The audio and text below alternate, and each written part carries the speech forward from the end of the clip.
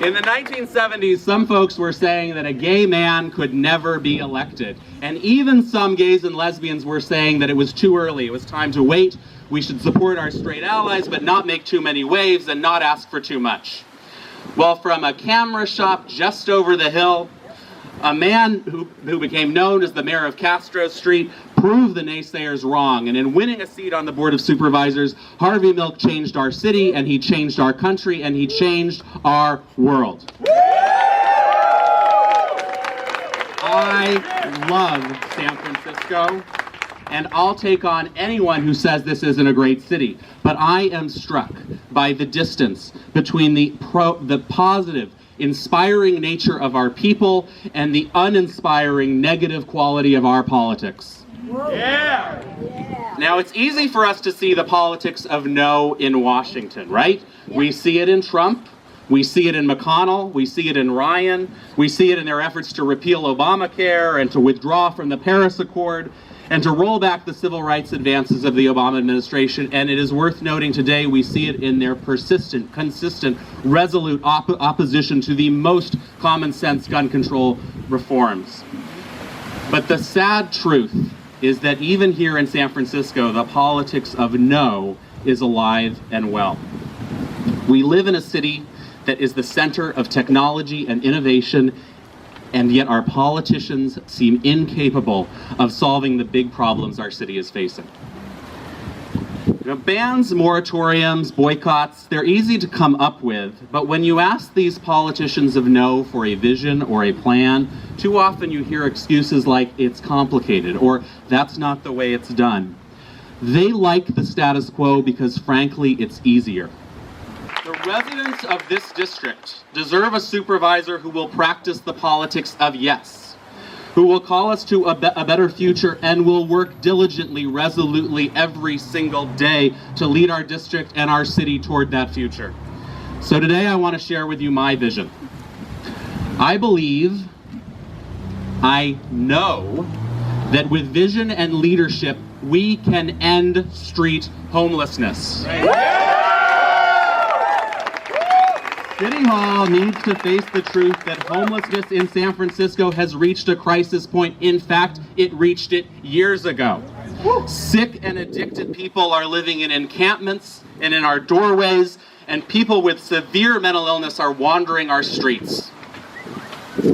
We need an independent voice in City Hall who is laser focused on solving the crisis, who will go beyond rhetoric and won't be afraid to hold the bureaucracy accountable.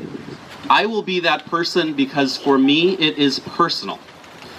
I was 11 when my mother's mental illness started her spiraling down a path that led her into repeated hospitalizations and ultimately homelessness.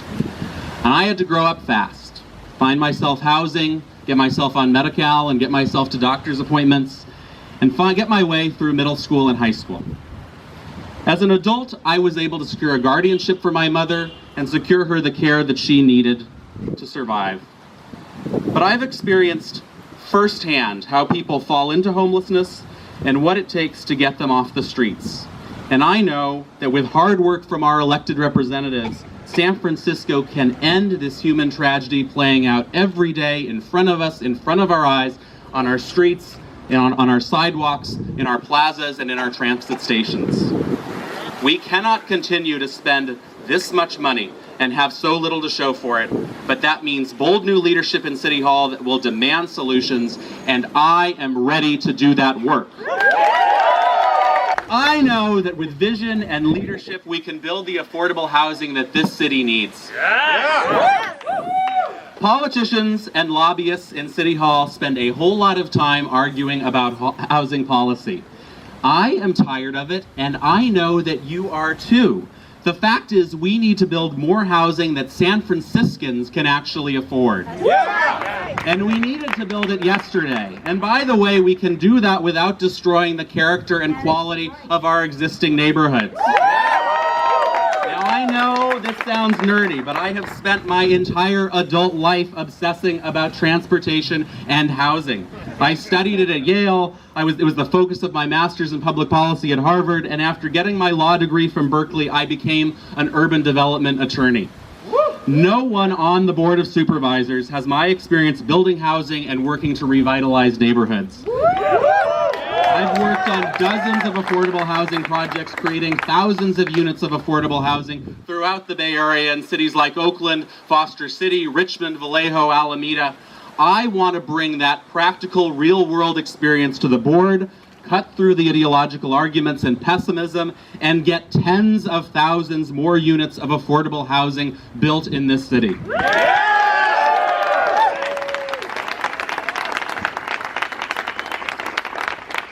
I know that with leadership and vision, every school in District 8 can be a great school.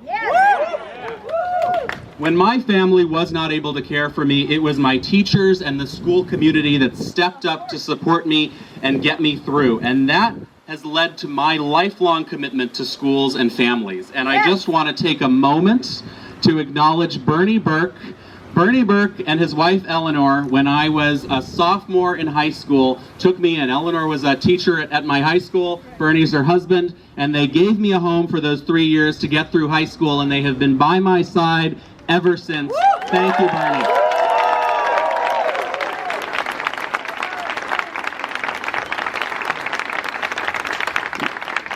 When I was in college, I came back during the summer to teach summer school to San Francisco public school students right here at James Lick Middle School.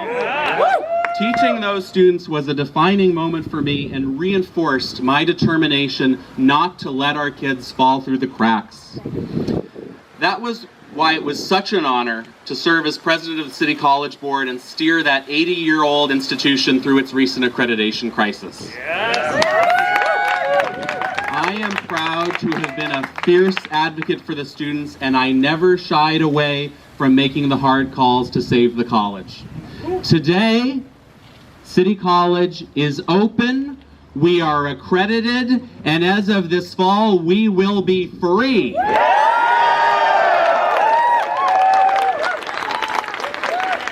Now, there are folks in City Hall who seem to believe that schools aren't their problem. They tell you to call Matt Haney and the Board of Education if you have concerns about local schools.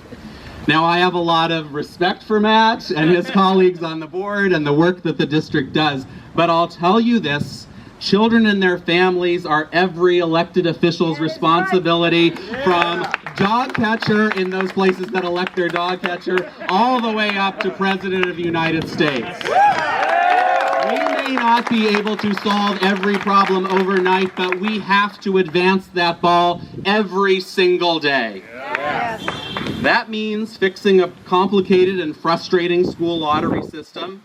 I know you're starting to work on that. That means solving the teacher housing crisis that is causing a teacher shortage. And it means joining New York and creating a universal preschool program here in San Francisco. So, my friends, what do you say? Are you ready to send a District 8 supervisor to City Hall who will not rest until we end street homelessness, build the affordable housing we need to ensure that San Franciscans of all income levels can live here, and partner with our school district to make every school in District 8, every school in San Francisco an excellent school? Are you ready?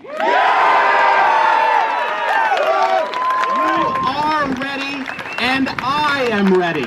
It will not be easy. Nothing worth doing ever is. But with your help, we will raise the funds we need. We will talk to every voter in this district again and again. We will offer our neighbors a vision they can believe in. And when we win, we will bring the politics of yes to City Hall.